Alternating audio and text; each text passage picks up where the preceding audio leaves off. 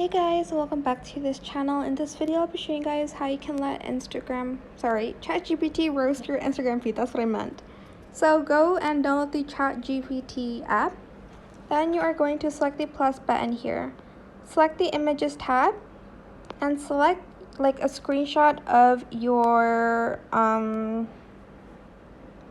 Instagram page.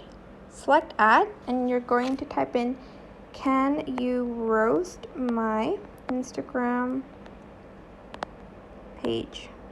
Press the enter section and it's going to analyze your handle. That could be a secret code. Are we supposed to crack the combination to your username? By simplicity, he went for the minimalist approach. Link in bio. Oh my gosh. Content vibes, props on those pixel art icons. Your page has a unique charm, but a little more oomph in the bio or catchy hook could elevate it.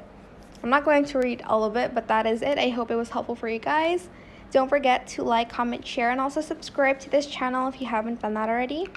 If you have any more questions about this video, just leave it in the comment section down below.